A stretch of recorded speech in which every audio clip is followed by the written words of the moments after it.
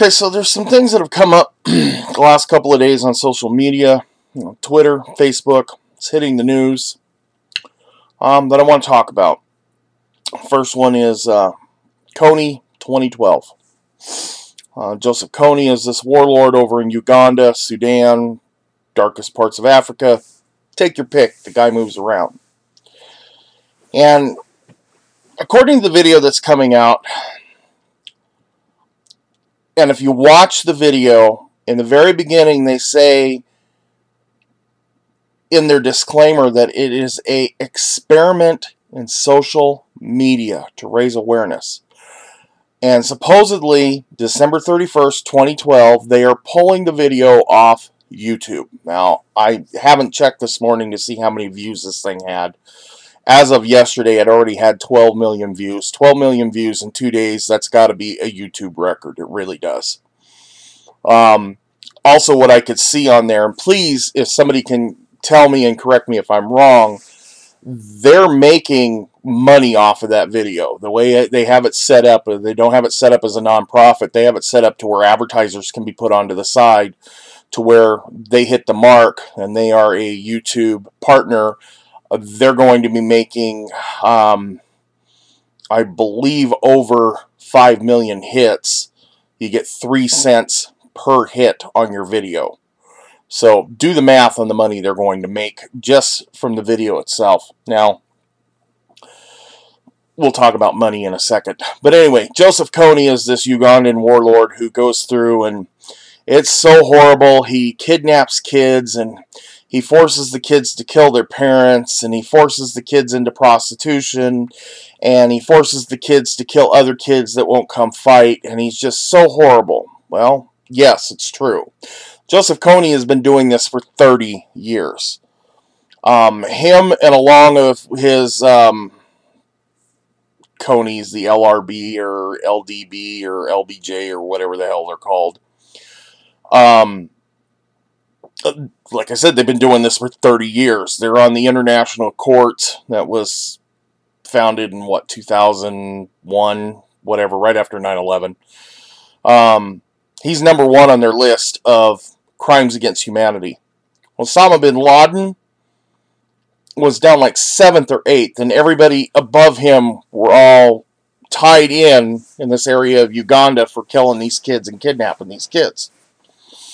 Now, while what this guy is doing is wrong, absolutely wrong, I'm not trying to protect him or say, he has the right to do whatever he does. At the same time, the reason why the U.S. hasn't stepped in is because that area is not vital to the health, welfare, and safety of the United States. Now, let's back up. During the Clinton administration, while he was sending aid to this area and sending military personnel into this area, 6 million people were killed. It wasn't until the U.S. pulled out that this group stopped killing so many people. It's U.S. steps in, they start killing more. So the 100 or so Special Forces advisors that's in the area, let's back up and think about this. Where have we sent in advisors to go in and help an army before that we didn't get caught up in a war? Early 60s Vietnam, maybe? Anyway, that's beside the point. So here we have a president that has sent people, support personnel, advisors, if you will, to help train the Ugandan army to kill, capture Joseph Kony. Wonderful. Why is this now just being addressed? Well, because anytime you put something on social media that you should do something, be it women talk about your hairbrush and post it as a sexually explicit post on your Facebook, tell everybody what color your purse is, let's change your profile picture to animals to protest animal cruelty on Facebook, you name it. Anytime social media tells you to do something, everybody, oh, well, we got to go do it. The Twitter heads and the Facebookers just go out and they eat this stuff alive because that's all they know is it's garbage in Garbage out. Now, the Invisible Children organization, I don't know much about them. I'm kind of new. I haven't even heard about Invisible Children, even though I had heard about Joseph Kony way before this. I did a little bit of research on the Invisible Children this morning, and I think if you go through and you look yourself, you'll come up to the same conclusions that I did, that they are your typical charitable group, to which less than 10% of the money they get in actually goes back out to fund the projects they say they're going to fund. Feed the Children is another one of these. You know, it's only 18 cents a day to send a sandwich to a kid somewhere. And I'm not even going to talk about the ramifications of the people living in poverty in this country that can't afford a decent meal, that are living out on the streets. We're not even going to get into that ramifications of helping our own first. But those organizations, less than 10% actually go to the kids they're supposed to go to. The Susan J. Komen Cancer Fund for breast cancer research, you're going to find the majority of the money they raise does not go into breast cancer research. The money they raise goes into raising more money to raise more money for breast cancer research. So start looking at your CEOs that are getting rich off that. Now, I'm not saying you shouldn't donate money to cancer research, to Invisible Children to help out, to help starving kids in Africa, to, you know, the other big one is Tom's shoes. Now, my daughter is guilty of this one. She fell for this one hook, line, and sinker. If you go out and buy a pair of Tom's shoes for $60, you know, you get this $10 pair of shoes you're paying $60 for, they're going to take another brand new pair of shoes and send it to some needy kid in Africa, wherever. That's all fine and dandy. You're buying a $10 pair of shoes for $60, and they're going to donate another $10 pair of shoes. Somebody's still making a $40 profit off of you. It's all based in money. So, should there be an outcry against Joseph Kony? Yes. Should have happened 29 years ago. I guess he started 30. It's not a brand new issue that's come up. This is not a new warlord. Do we need to be sending military personnel over there to get him ourselves? Well, you know, if SEAL Team 6 can go in and finally find Osama bin Laden and put a bullet in his face and take a picture of it, why can't we just send a SEAL team in to assassinate Joseph Kony? Just, kill him. You're done. The problem being is everybody underneath him is going to rise up and they're going to keep doing the same thing. You're making him a martyr at that point. And I'm not trying to be racial here, but if a white soldier went in and killed a black warlord, you now have the ethnic and the racial aspect to deal with of why is this black person being assassinated? Why is X happening? That's another thing you have to deal with, and you can't win on this one. In order to take care of the problem that Invisible Children want to do, you have to kill everybody in that group, down to the 5-year-old carrying the AK-47. You have to wipe out his entire organization. I'm not calling him an army because he's rogue. It's an organization. So how do we deal with this problem? Well, we go in and we occupy yet another country. Now, it's a good thing we pulled out of Iraq because all of a sudden we have now freed up troops to go into this region, and it will happen. You wait and see. We will send forces in there because we have all this military personnel coming back from Iraq and nothing to do with them. The government's going broke. We have to create a need. I feel it's very interesting that at the same time we're pulling out of Iraq, we're now focusing on another problem. It all comes down to dollars and cents. It just matters where in the world we're going to send people. Now, another thing has popped up this week on Facebook again. The sheriff of Maricopa County in Arizona, Joe Arpaio, I believe is how you pronounce his name, Sheriff Joe. Great man. He's got some great ideas. This is the guy that, to do budget cutbacks, he quit giving his prisoners in jail coffee, sugar, salt, and pepper. Now, there's seasonings in the food they have. They're getting their recommended daily allowances of sodium, but they don't get anything else. You don't need sugar. You don't need coffee. You don't need seasoning on your food. Instead of having large air-conditioned buildings, he put them in tents outside because it's cheaper.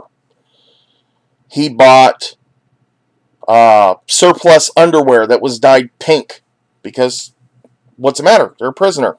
They can wear pink. They don't have to have white underwear or gray underwear. He's reintroduced chain gangs out in Arizona. And the prisoners actually work towards getting on the chain gang. They'd rather be on the chain gang than sitting in jail, which just shows that there's a verse in Nehemiah that goes, and I'm paraphrasing here, so built we the wall, for the people had a mind to work. You give somebody a mind to work, they're going to want to work, they're not going to want to sit around. That's a problem with social issues, but I'm not even going to get into that one on this video because we're already at 12 minutes. Anyway, Sheriff Joe was approached by a private citizen over Barack Obama's birth certificate. Well, Joe Arpaio has a private posse, if you will. They're not paid. It's all volunteer. And they go in and they analyze situations for him so he doesn't have to spend the money, the taxpayers' money, to get this figured out. He has people who are willing to do it for free because they're patriots and they want to work. They were able to take Barack Obama's White House released birth certificate, put it into Photoshop, and they could take the thing apart. They could pull off the safety paper notations, they could pull off dates, they could pull off signatures, and the only way you can do that on a document to remove layers upon layers is to have that document created on the internet or created on a computer in Photoshop. If it's a scanned document, you can't do it. So that lies the question of why was a document that should be official, it's the President of the United States. If he wants his birth certificate, he doesn't even have to pick up a phone. He pick up a phone and make a call. He gets one of his little support people to say, hey, give me a copy of my birth certificate. Now, in the state of Wyoming, I know this because I've got to get mine, it costs $13 to get a copy of your birth certificate. You can't tell me it's that hard to get a copy of a birth certificate from Hawaii. Somebody is hiding something.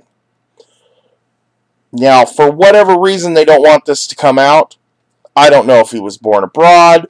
I don't know if it's going to come out he had a different dad. I don't know if it's going to come out he had a different mother. Who knows? Who cares? What I am tired of is cover-ups and being lied to. There is no reason to lie about something so trivial. I'd like to see the truth come out on that. Now, at this point, let's say Barack Obama comes out that he wasn't born a U.S. citizen. We're how many months away from an election? The worst thing that's going to happen to this man is he's not going to be reelected. Now, normally I don't believe in conspiracy theories. But when he received the nomination to become president, somebody had to step out of his way. There was only one person in his way of obtaining the White House, and that was Hillary Clinton. What did Hillary Clinton have to gain by giving Barack Obama the White House? Now, in my opinion, Obama's going to get reelected. It's going to happen. Why? Because people are stupid and they're going to feed into the BS that's going to be fed to us again. You know, he promised us change, and oh boy, we got change. We're deeper in debt. Gas is right back up where it was before. So the change is nothing changed. Ain't going to happen. My guess is in 4 more years, Hillary's going to step up and say, this is what happened. I've been your Secretary of State for 8 years now. I am the most qualified person to run this country. She's going to get the presidency handed to her on a silver platter. That's my thought. Something else interesting about the Clintons, and take your own time to do this. Go in and Google Clinton body count. Clinton body count. And see how many people have died under mysterious circumstances that have either been business partners or friends, and I use that term loosely, of the Clintons. It's astronomical the amount of people that have died around those. And I'm going to give you one instance. There's a very vivid video of these ATF agents going into the Branch Davidian complex in Waco, Texas. And they're climbing through a window. 3 men go in. The 4th man up on the window sprays automatic gunfire into the room. Now, anybody who knows anything about tactics like that is the last man never shoots forward unless something has catastrophically gone wrong. At least 2 of the men that were killed in that room, which their bodies were never recovered, the entire building burned down if you remember, were set to testify against Clinton because they were former Arkansas state troopers that were his bodyguard that witnessed a event that happened with a young lady in the back of a limousine. And I think that's kind of interesting. But those are the kind of things you're going to find as people around the Clintons that are just dying left and right for whatever reason. The political machine that we have in this, and I'm not just saying it's the Clintons, this happens everywhere. I mean, I bet if you dug deep enough, every president since Nixon, Johnson, Kennedy, farther back, they're going to have skeletons in their closet of people who have mysteriously died. And I'm going to leave in there Reagan, Bush Sr., Bush Jr. No holds barred. Republican, Democrat, I don't care. You're going to find this happening. That's my rant for today. Maybe I'll post another video tomorrow. We just hit the 18-minute mark. So I'm going to say toodles.